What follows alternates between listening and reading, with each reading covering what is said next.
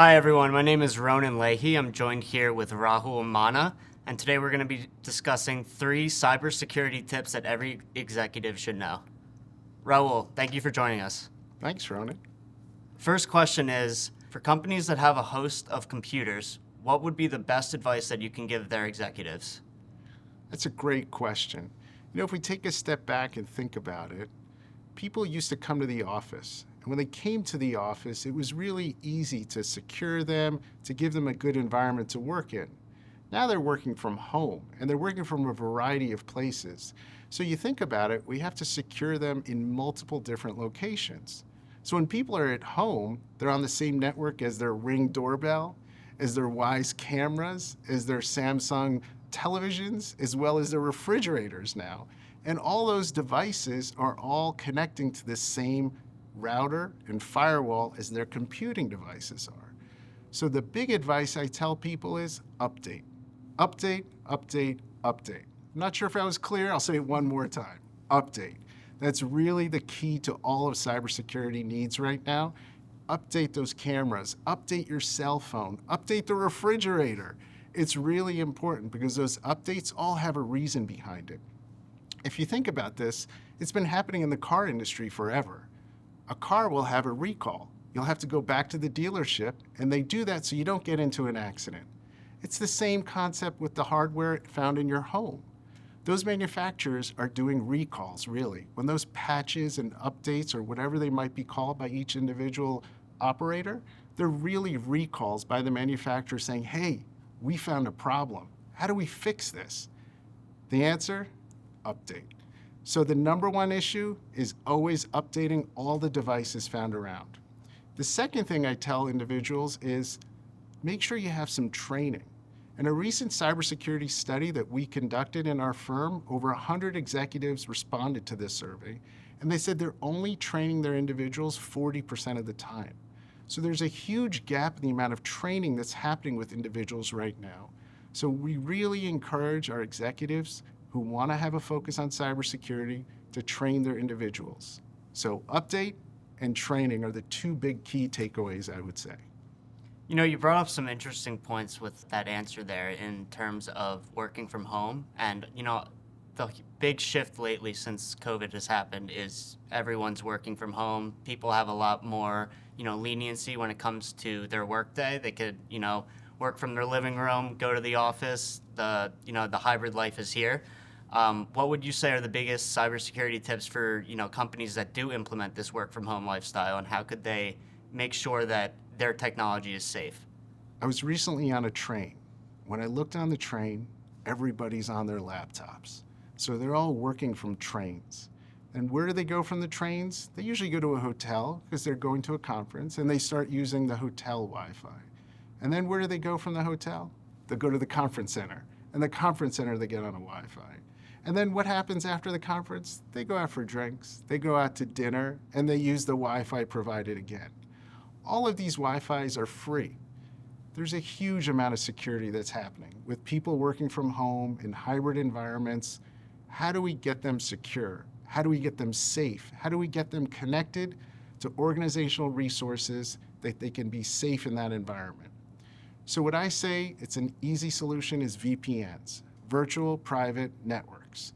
If you can be on a virtual private network, you're much more safe, and you will not have as much potential for damage happening to your connection.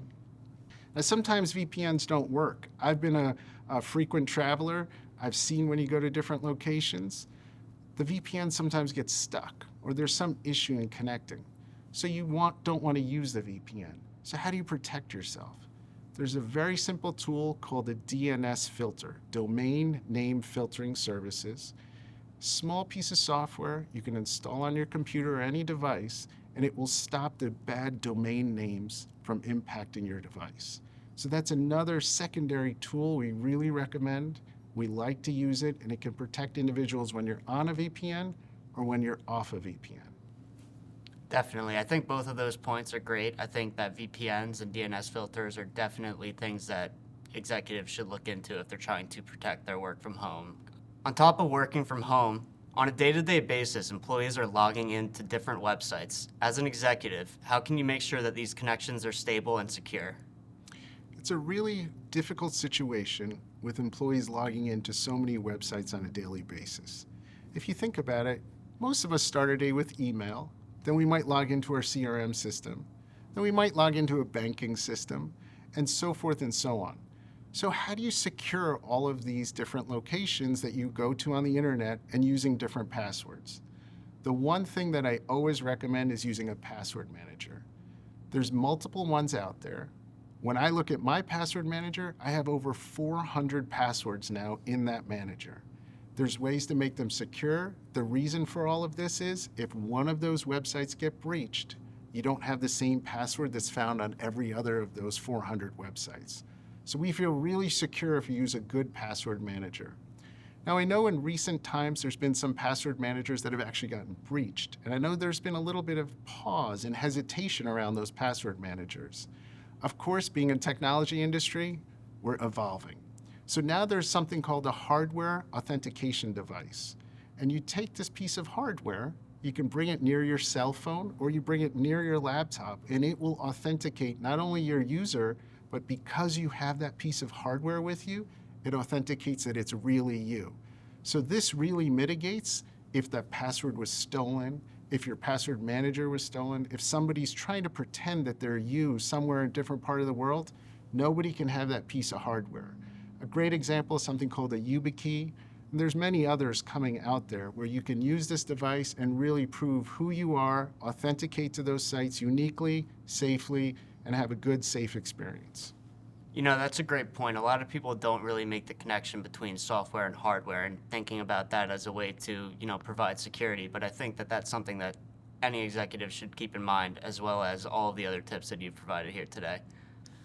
Raul, I want to thank you for the 3 cybersecurity tips you've given us today for any executive working in the tech industry. I do want to know if you have any sort of special bonus tips that you would like to give out today while we have the listeners here. I'm often asked about extra cybersecurity ideas. I have 2 of them that I can offer for this next year. Previously, we used to authenticate to websites with a password, authenticate once, and we'd trust moving forward. Recent findings have found that hackers are getting into that pipe and they're sitting in there and they're continuing in that trust. We want to break that. There's a new concept that's come out that's called zero trust. So you authenticate once, as previously, but you have to continually keep trusting and you have to continually keep authenticating. This doesn't allow a hacker to get in the middle of that pipe because it's broken consistently and you have to keep authenticating. So a zero trust model is something new, and it's something we're really looking at for our organizations who have a real high need for security. The second thing we're doing is identity access management. So many hackings have happened this year where authentications were left open. So for example, an employee leaves, but their username and password is still active. That could be active on the VPN. It could be active in their Active Directory. It could be active in their Workday, in their HR systems. So what we're really trying to push organizations to now is don't leave those usernames and passwords active. It's costing you money. It's also costing you resources to manage it. Deploy some kind of systems that manage those identities, and you can reduce your footprint on your cybersecurity. All such great tips. I want to thank you so much for your time today, Raul, and I hope that everyone here today listening gains some new piece of knowledge.